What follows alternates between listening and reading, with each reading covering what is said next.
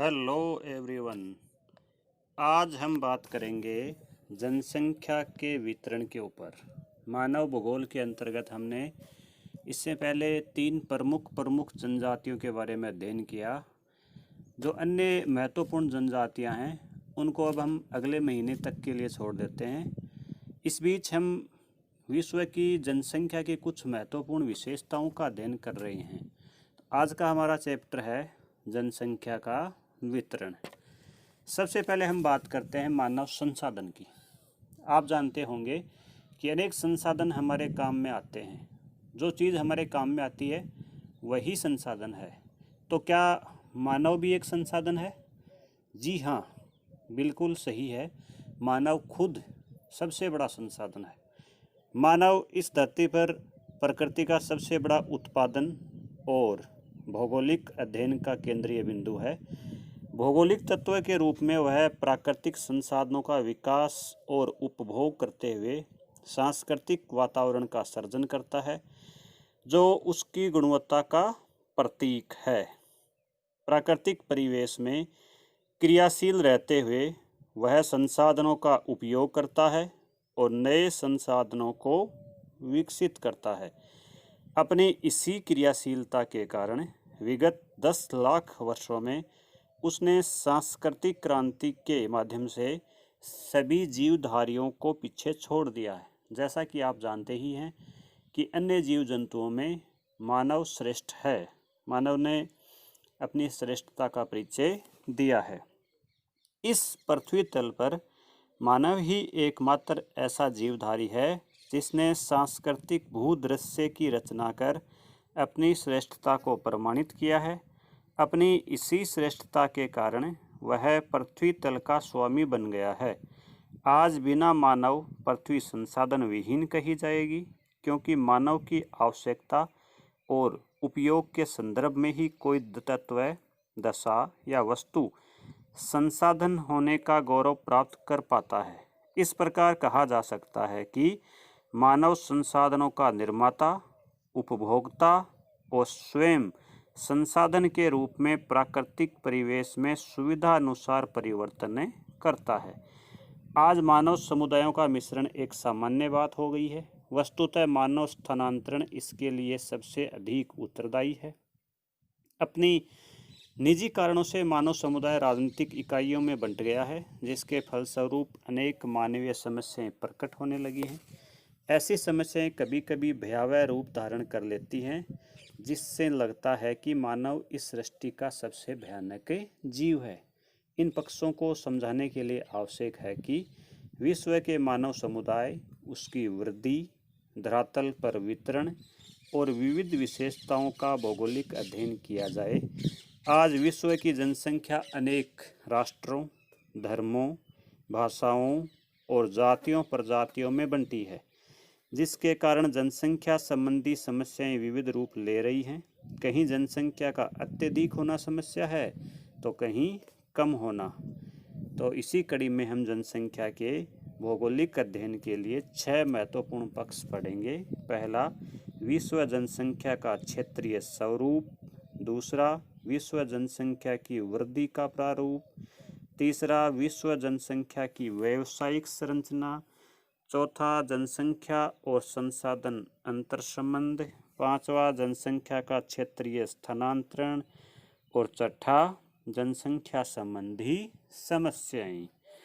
उपरोक्त पक्षों के अतिरिक्त अनेक क्षेत्रीय पक्ष भी महत्वपूर्ण भूमिका निभाते हैं, जैसे सांस्कृतिक, धार्मिक पक्ष, भाषाई पक्ष, स्त्री पुरुष लिंगानुपात, महिलाओं की भागीदारी और शिक्षा स्वास्थ्य संबंधी समस्याएं। अब हम इनमें आज के लिए जो हमारा चैप्टर है वो है विश्व जनसंख्या का क्षेत्रीय स्वरूप। तो प्रिय विद्यार्थियों, वर्तमान समय में विश्व की जनसंख्या लगभग 7.77 अरब से अधिक है, जबकि 100 वर्ष पूर्व अर्थात यूँ मान लीजिए 1900 ईस्वी में यह मात्र 1 अरब 65 करोड़ के आसपास थी। स्पष्ट है कि विगत शताब्दी में जनसंख्या की तीव्र वृद्धि के कारण उसके क्षेत्रीय वितरण में क्रांतिकारी परिवर्तन आया है। सभी को ज्ञात है कि आदिकाल से मानव समाज वही निवासित होना पसंद करता है जहां जीवन यापन की सुविधाएं आसानी से उपलब्ध हों। यही कारण है कि प्राथमिक कार्यों में संलग्न जनसंख्या के लिए नदी घाटियां अधिक आकर्षक रही हैं, जहां कृषि, पशुपालन और गैर प्राथमिक कार्यों के लिए अनुकूल परिवेश उपलब्ध रहा है। इसके विपरीत आधुनिक औद्योगिक कार्यों में संलग्न जनसंख्या गैर प्राथमिक कार्यों जैसे उद्योग धंधे, व्यापार, परिवहन, सेवा आदि के उत्पादन के लिए खनिज, शक्ति संसाधन, यातायात और व्यापार की सुविधा वाले क्षेत्रों में निवासित होना पसंद कर रही है। इनके विपरीत विश्व के अनेक क्षेत्र जनसंख्या निवास के लिए सर्वथा प्रतिकूल दशा के कारण वीरान पड़े हैं, जैसे पहाड़, पठार, रेगिस्तान, सघन वन क्षेत्र आदि। अर्थात इन क्षेत्रों में जनसंख्या न के बराबर है, क्योंकि यहाँ पर जीवन अत्यंत दुष्कर हो जाता है। इस प्रकार मानव के बसाव के आकर्षक क्षेत्रों और अनाकर्षक क्षेत्रों के परिप्रेक्ष्य में दो स्पष्ट स्थितियां पाई जाती हैं। पहली, विश्व के बसे हुए क्षेत्र जिन्हें इक्यूमीन कहा जाता है, और दूसरी बिना बसे हुए क्षेत्र जिन्हें नॉन इक्यूमीन कहा जाता है। इस दृष्टिकोण से विश्व के बसे प्रमुख क्षेत्रों में पूर्वी दक्षिणी एवं दक्षिणी पूर्वी एशिया, उत्तरी पश्चिमी यूरोप और उत्तरी पूर्वी उत्तरी अमेरिका विशेष उल्लेखनीय हैं, जबकि बिना बसे हुए प्रमुख क्षेत्रों में अंटार्कटिका महाद्वीप, आपने नाम तो सुना होगा अंटार्कटिका महाद्वीप का, निर्जन महाद्वीप है जहाँ पर एक भी मनुष्य नहीं रहता है। हाँ, ये अलग बात है कि वर्तमान समय में वैज्ञानिक वहाँ पर शोध करने के लिए अस्थायी रूप से रहते हैं, लेकिन पूर्ण रूप से वहाँ पर एक भी व्यक्ति नहीं रहता है। इसी तरह उच्च पर्वतीय क्षेत्र, ग्रीनलैंड, उष्ण एवं शीत मरुस्थल एवं विषुवतरेखीय वन जैसे जनशून्य क्षेत्र सम्मिलित हैं। उल्लेखनीय है कि औद्योगिक क्रांति के पूर्व एशिया विश्व का सबसे अधिक आबाद क्षेत्र था। हालांकि वर्तमान समय में भी एशिया में ही सबसे अधिक जनसंख्या है, लेकिन अब अन्य महाद्वीपों में भी जनसंख्या धीरे धीरे बढ़ रही है।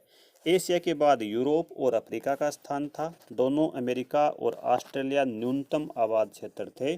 गत शताब्दी में औद्योगिक विकास के कारण परिदृश्य बदल गया और आज पश्चिमी यूरोप और पूर्वी उत्तरी अमेरिका जनसंख्या पुंज बन गए हैं। अन्य महाद्वीपों में भी अनिवासित क्षेत्र आबाद होने लगे हैं, क्योंकि विविध आधुनिक व्यावसायिक क्रियाकलाप अति विकट समझे जाने वाले क्षेत्रों को आवासीय सुविधा में बदल दिया है, जैसे खनिज उत्खनन वाले क्षेत्र, लकड़ी उद्योग वाले क्षेत्र, पशुपालन वाले क्षेत्र। पृथ्वी के धरातल पर जनसंख्या का वितरण असमान है। विश्व के मात्र 30 देशों में लगभग 80% जनसंख्या निवास करती है। इन देशों में भी जनसंख्या वितरण असमान है, क्योंकि बसने योग्य क्षेत्रों में अधिकांश जनसंख्या केंद्रित है। स्पष्ट है कि ऋणात्मक क्षेत्र न्यून जनसंख्या का भरण पोषण करने में असक्षम हैं। इस प्रकार के ऋणात्मक क्षेत्र सभी महाद्वीपों में पाए जाते हैं। विश्व जनसंख्या का 80% भार वहन करने वाले देश एशिया महाद्वीप में सबसे अधिक है। अब हम अगर विश्व के प्रमुख 10-11 देशों की बात करें जहाँ पर सबसे अधिक जनसंख्या पाई जाती है, तो उनमें सबसे पहला नाम आता है चीन। यानी कि जनसंख्या की दृष्टि से चीन पहला स्थान रखता है, जिसकी जनसंख्या वर्तमान समय में 1.41 अरब है, अर्थात 141 करोड़ है। चीन के बाद दूसरा स्थान भारत का है, जहाँ की जनसंख्या 131 करोड़ है। वर्तमान समय में हमारे भारत की जनसंख्या 131 करोड़ से भी ऊपर ही कही जा सकती है। तीसरा स्थान जनसंख्या के दृष्टिकोण से संयुक्त राज्य अमेरिका का आता है, वहाँ की जनसंख्या 33 करोड़ है। इसके बाद इंडोनेशिया का चौथा स्थान है, उसकी जनसंख्या 26.6 करोड़ के लगभग है। इंडोनेशिया के बाद पाँचवा स्थान पाकिस्तान का 22 करोड़ जनसंख्या के साथ। छठा स्थान ब्राज़ील का 21 करोड़ जनसंख्या के साथ। सातवां स्थान नाइजीरिया का 20 करोड़ जनसंख्या के साथ। 8वां स्थान बांग्लादेश का 16.5 करोड़ जनसंख्या के साथ। 9वां स्थान सोवियत रूस का 14.7 करोड़ जनसंख्या के साथ। 10वां स्थान मेक्सिको का 12.7 करोड़ जनसंख्या के साथ। और 11वां स्थान जापान का है 12.6 करोड़ जनसंख्या के साथ। तो इस तरह से आपने विश्व के प्रमुख प्रमुख देशों के बारे में सुना जहां पर सबसे अधिक जनसंख्या पाई जाती है। अब हम बात करते हैं कि धरातल के ऊपर ऐसे कौन से क्षेत्र हैं जहां पर अधिक जनसंख्या है और ऐसे कौन से क्षेत्र हैं जहां पर कम जनसंख्या पाई जाती है। तो धरातल का कुछ भाग जनसंख्या दबाव से बोझिल है, जबकि विशाल क्षेत्र जनरिक्त या नाम मात्र की जनसंख्या वाला क्षेत्र है।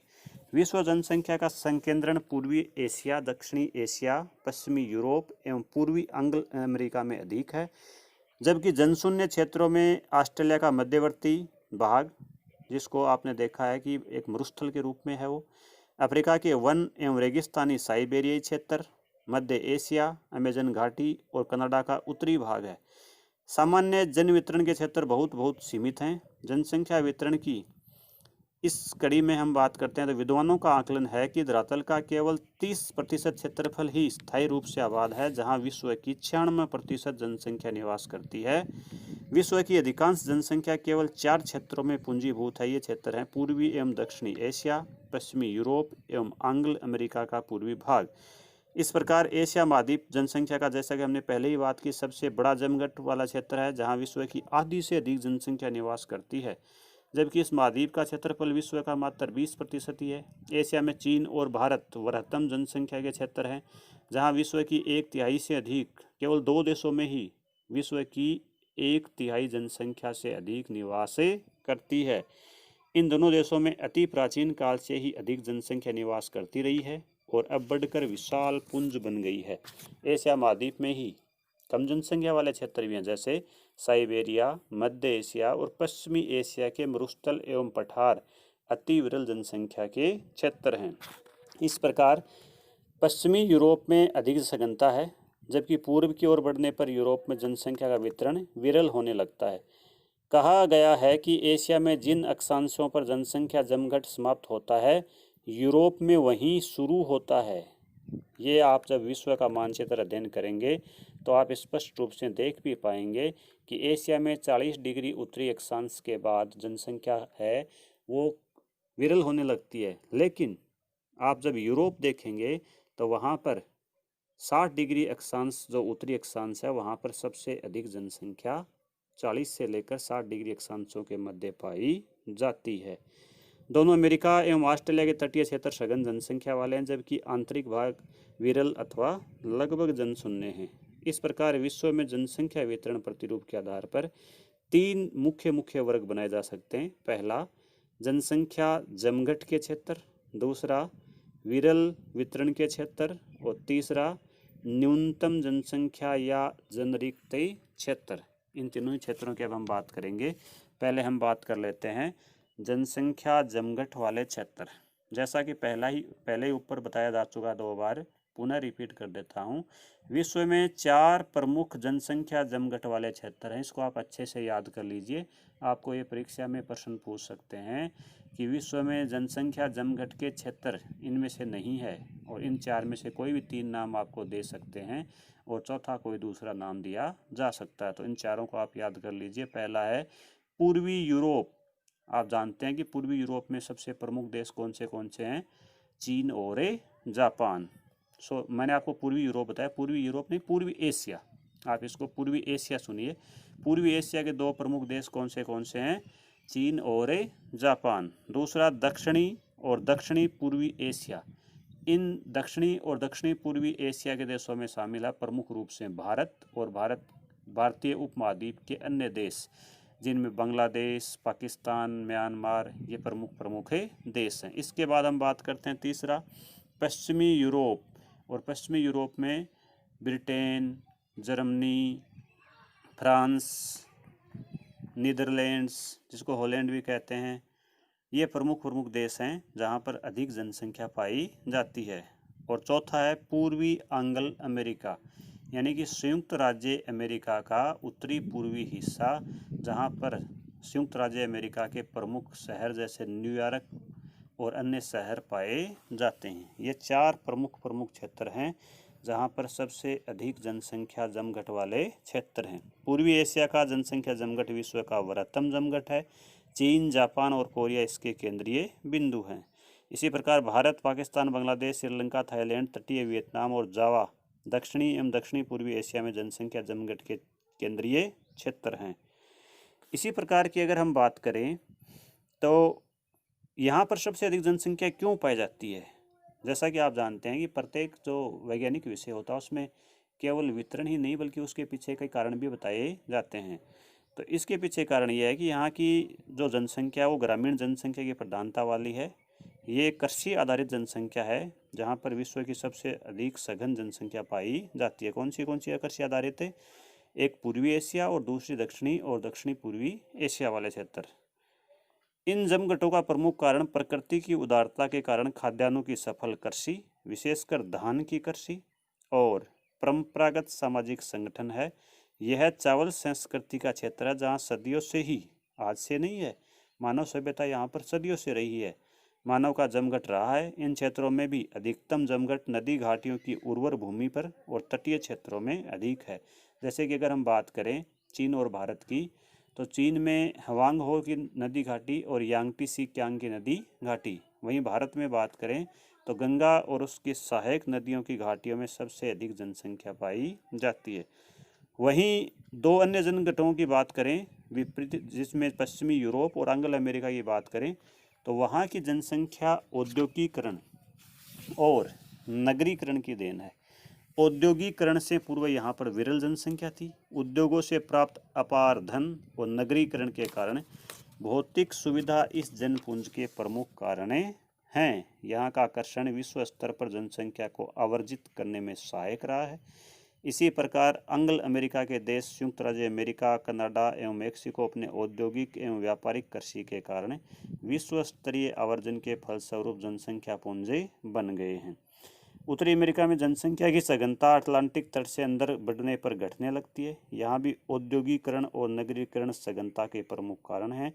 यहाँ की 70% से अधिक जनसंख्या नगरों में निवास करती है और कृषि पर न्यूनतम जनसंख्या का दबाव है।